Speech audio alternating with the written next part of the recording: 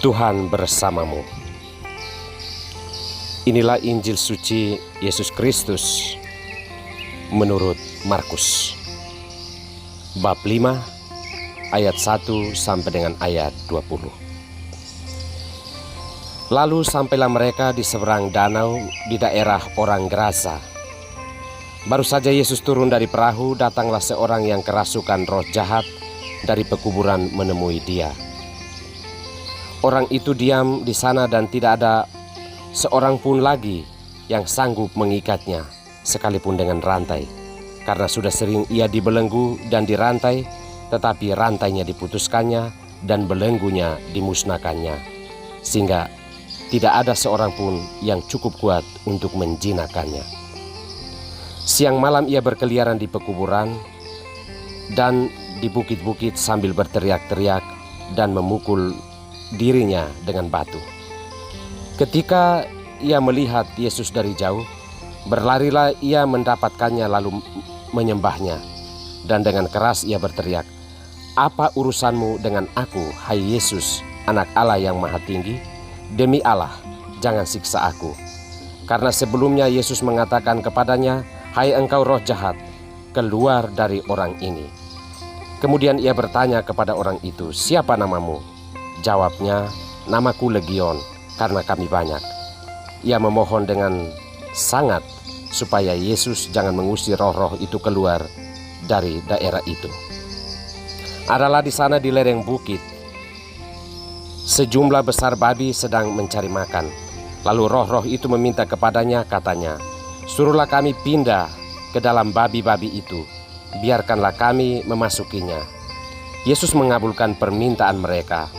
Lalu keluarlah roh-roh jahat itu dan memasuki babi-babi itu. Kawanan babi yang kira-kira 2000 jumlahnya itu terjun dari tepi jurang ke dalam danau dan mati lemas di dalamnya. Maka larilah penjaga babi itu dan menceritakan hal itu di kota dan di kampung-kampung sekitarnya. Lalu keluarlah orang-orang untuk melihat apa yang terjadi. Mereka datang kepada Yesus dan melihat orang yang kerasukan itu duduk, sudah berpakaian dan sudah waras, orang yang tadinya kerasukan legion itu. Maka takutlah mereka. Orang-orang yang telah melihat sendiri hal itu menceritakan kepada mereka tentang apa yang telah terjadi atas orang yang kerasukan setan itu dan tentang babi-babi itu. Lalu mereka mendesak Yesus supaya meninggalkan daerah mereka. Pada waktu Yesus naik lagi ke dalam perahu, orang yang tadinya kerasukan setan itu meminta supaya ia diperkenankan menyertai dia. Yesus tidak memperkenankannya, tetapi ia berkata kepada orang itu, "Pulanglah ke rumahmu, kepada orang-orang sekampungmu dan beritahukanlah kepada mereka segala sesuatu yang telah diperbuat oleh Tuhan atasmu dan bagaimana ia telah mengasihani engkau." Orang itu pun pergilah dan mulai memberitakan di daerah Dekapolis segala apa yang telah diperbuat Yesus atas dirinya, dan mereka semua menjadi heran. Demikianlah Injil Tuhan. Allah punya rencana indah untukmu. Inilah sampan bersama saya, Pater Domi Kevi, SVD. Saudara-saudariku terkasih, apakah Anda sedang sumpek? Apakah Anda sedang khawatir? Apakah Anda saat ini sedang kesal? Apakah Anda sedang merasa minder? Apakah Anda sedang merasa pesimis dengan hidupmu? Apakah Anda sedang bingung dan tidak tahu apa yang harus diperbuat saat ini? Jika demikian, bukan Anda sendiri yang sedang terjerat dalam kekalutan-kekalutan hidup tersebut. Semua orang pasti mengalaminya. Karena itu bukan hal baru dan kutukan bagimu seorang. Itulah perjalanan hidup yang harus kita jalani bersama. Tetapi yakinlah bahwa waktu selalu berbicara di ruang yang berbeda. Kita punya iman, saudaraku. Kita punya Tuhan. Bangkitlah dan terus berjalan. Sang waktu akan membawamu melampaui keadaan-keadaan yang tak mengenakan itu. Hujan tidak pernah tahu ia jatuh membasahi apa, namun semua mengalami kebaikannya. Demikianlah rahmat Tuhan. Ia turun tanpa memandang siapa yang harus dihujaninya. Semua pasti merasakan. Saudara-saudariku yang terkasih, kita belajar dari tokoh-tokoh iman. Demikian kata surat kepada orang Ibrani.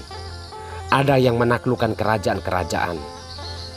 Ada yang mampu menutup mulut-mulut singa. Ada yang memadamkan api yang dahsyat. Ada yang luput dari mata pedang. Ada ibu-ibu yang menerima kembali orang-orangnya yang telah meninggal.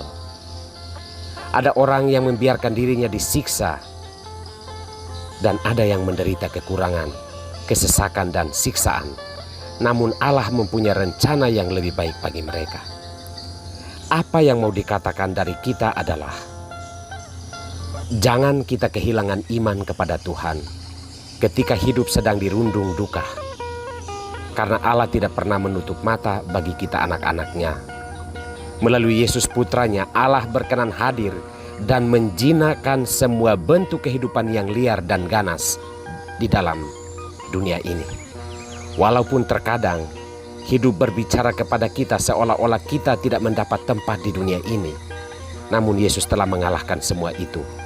Roh jahat seganas apapun, kehidupan sesulit apapun, Yesus ada di sana untuk membebaskan kita.